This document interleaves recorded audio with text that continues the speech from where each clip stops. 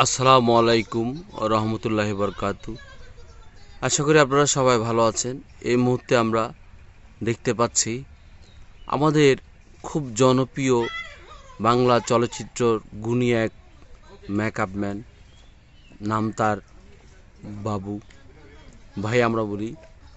আজকে তার জীবনে জানা অজানা অনেক কথাই আমরা জানতে চাইব। আচ্ছা বাবু ভাই, আপনার জন্মস্থান কোথায়, না আপনার দেশের বাড়ি কোথায়? আসসালামু আলাইকুম। আমি একজন মেকআপ ম্যান। আমি আমার যে সব কথা উনি বলে দিয়েছে। তো আমার জন্মস্থান হলো ঢাকা, পুরান ঢাকা, মতিঝিল এলাকা। আর আমি চলচ্চিত্রে আসছি। কত সালে? আমার সালটা এখন মন নেই, কিন্তু আমি প্রথম যখন আসছি আমার প্রথম ছবি হলো এই পঞ্জু ওয়াসিমের প্রথম ছবির নাম রাজসিংহ। তাতে আমি সহকারী হিসাবে, অ্যাসিস্ট্যান্ট হিসাবে কাজ করি। আমার ওস্তাদ ছিল মোহাম্মদ আব্দুর রহমান। তার হাতে আমার এই চলচ্চিত্রের হাতের করি কাজ শেখা।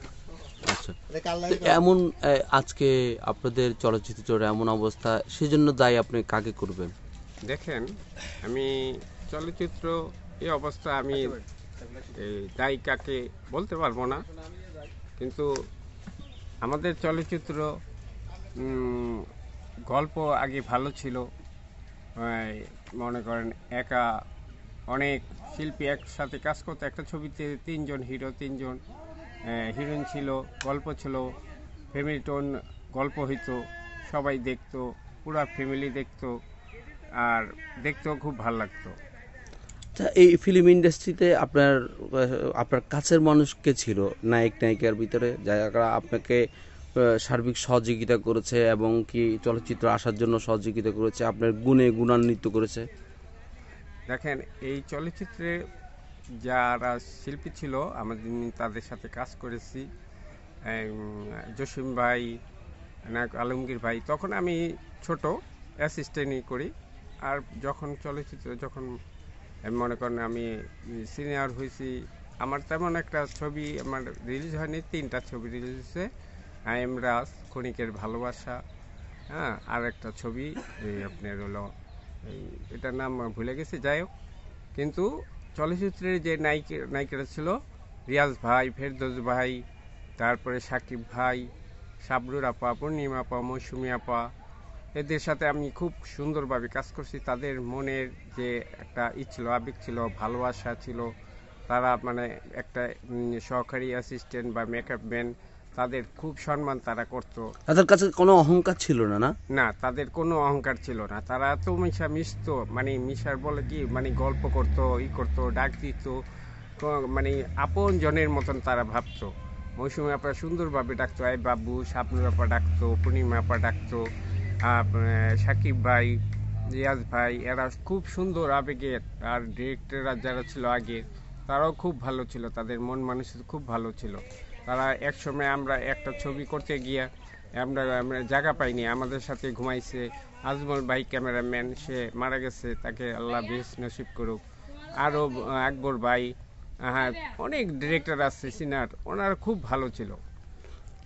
আচ্ছা, আপনার এই তো আপনার অনেক বয়স, আপনি এই বয়সটা জীবনটা কাটিয়ে দিয়েছেন এই চলচ্চিত্রের পিছনে। এখন ভবিষ্যৎ চিন্তা ভাবনা কি করতেছেন? ভবিষ্যৎ আল্লাহ পাল্লা, আল্লাহ দেখবে।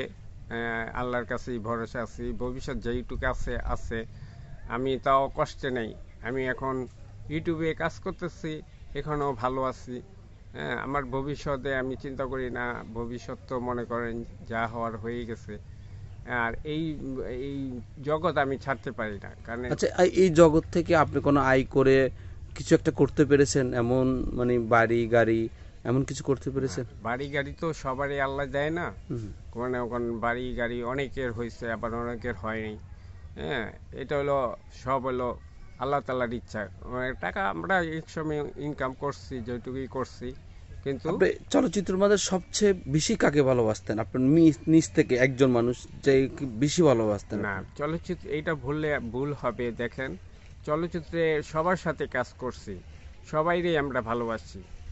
কেউ কার কাছে অনাদর পাইনি। আর আচ্ছা। চলচ্চিত্রে একজন হিরো ছিল, যেটা হলো সালমান শাহ। সে চলে গেছে, না, তাকে আমরা সবসময় স্মরণ করি এবং তাকে ভালোবাসি। হ্যাঁ, সে একজন মানে অন্যরকম আর কি একটা হিরো ছিল। তো আচ্ছা, সালমান শাহ আপনি কতগুলো কাজ করছেন? সালমান ভাইয়ের সাথে আমি মাত্র 3টা ছবিতে কাজ করছি, তুমি আমার, স্বপ্নের ঠিকানা, আর হইলো কন্যাদান। কেমন ছিল? অনেক একটা সুন্দর একটা মন মানুষের একটা নায়ক ছিল। সবাই তারে এখনো ভালোবাসে। আমাদের চলচ্চিত্রের মানুষের সাথে এত সাথে মিশতো, যেমন একজন লাইটম্যানরে একদিন ডাক দিছে, একটা বয়স্ক লাইটম্যান, এই বেটা এদিকে আয়। আইসা বলতেছে, কি তুই আমার ডাকসকে? কয়, আমার একটা বিড়ি দে, আমি বিড়ি খামু। কয়, তুই হলো হিরো সালমান শাহ, তুই বিড়ি খাবি কে? তুই ব্যানসন খাবি? কয়, বেটা তোরই কইছি দিতে, দে। তখন আমি দাঁড়াই দেখতেছি, তখন ওর ডাক দিল, ডাক দেওয়ার পরে অর্থ একটা বিড়ি নিয়ে টানতে শুরু করলো। আবার তার থেকে ব্যানসন বাই করে প্যাকেটতে ব্যাগে 5টা তারে দিয়ে দিল, তো তুই এটা খা, আমি বিড়ি খাম। তুই বিড়ি খাইতে পারস, আমি খেতে পারি না।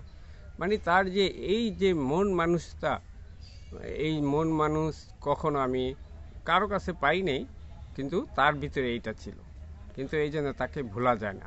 ধন্যবাদ বাবু ভাই আপনাকে, আপনার মূল্যবান সময়টা আমাদেরকে দিয়েছেন। আমরা এখান পুবাইল আকাশ বিলাতে কাজ করছি, সবাই ব্যস্ত আছি। এই ব্যস্ততার মাঝে আপনার থেকে একটু সময় চেয়ে নিয়েছি। তো আপনি ভালো থাকবেন, সুস্থ থাকবেন, দর্শক থেকে বিদায় নিয়ে নেন। আমিও ভালো আছি, আপনারাও ভালো থাকবেন।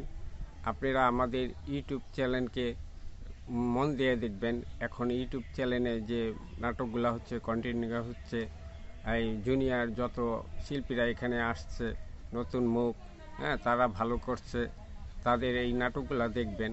আর আমাদের চলচ্চিত্র চাই আবার আগের মতন সুন্দরভাবে মানে বড় হোক, অনেক ছবি হোক। আসসালামু আলাইকুম।